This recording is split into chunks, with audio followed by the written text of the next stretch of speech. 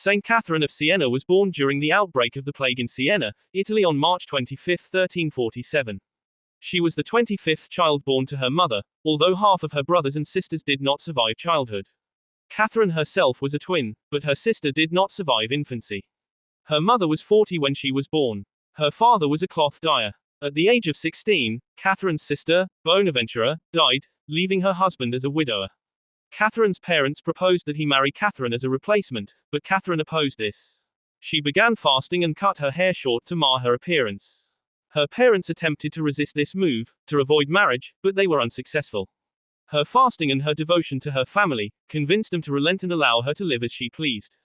Catherine once explained that she regarded her father as a representation of Jesus and her mother as Our Lady, and her brothers as the apostles, which helped her to serve them with humility. Despite Catherine's religious nature, she did not choose to enter a convent and instead she joined the Third Order of St. Dominic, which allowed her to associate with a religious society while living at home. Fellow Dominican sisters taught St. Catherine how to read.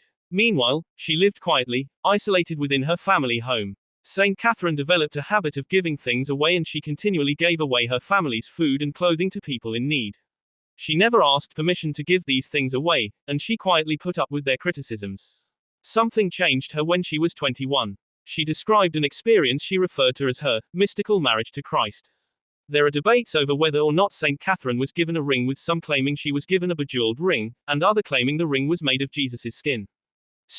Catherine herself started the rumor of the latter in her writings, but she was known to often claim the ring itself was invisible. Such mystical experiences change people, and St. Catherine was no exception. In her vision, she was told to re-enter public life and to help the poor and sick. She immediately rejoined her family and went into public to help people in need. She often visited hospitals and homes where the poor and sick were found. Her activities quickly attracted followers who helped her in her mission to serve the poor and sick. St. Catherine was drawn further into the world as she worked, and eventually she began to travel, calling for reform of the church and for people to confess and to love God totally.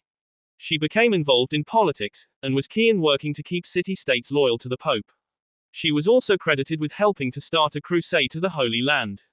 On one occasion, she visited a condemned political prisoner and was credited with saving his soul, which she saw being taken up to heaven at the moment of his death. St. Catherine allegedly was given the stigmata, but like her ring, it was visible only to herself. She took Raymond of Capua as her confessor and spiritual director. From 1375 onwards, St. Catherine began dictating letters to scribes. She petitioned for peace and was instrumental in persuading the Pope in Avignon to return to Rome.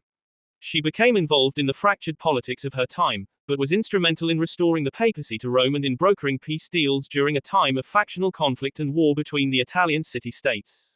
She also established a monastery for women in 1377 outside of Siena. She is credited with composing over 400 letters, her dialogue, which is her definitive work, and her prayers. These works are so influential that St. Catherine would later be declared a doctor of the Church. She is one of the most influential and popular saints in the Church. By 1380, the 33-year-old mystic had become ill, possibly because of her habit of extreme fasting. Her confessor, Raymond, ordered her to eat, but she replied that she found it difficult to do so, and that possibly she was ill. In January of 1380, her illness accelerated her inability to eat and drink. Within weeks, she was unable to use her legs. She died on April 29, following a stroke just a week prior. St. Catherine's feast day is April 29.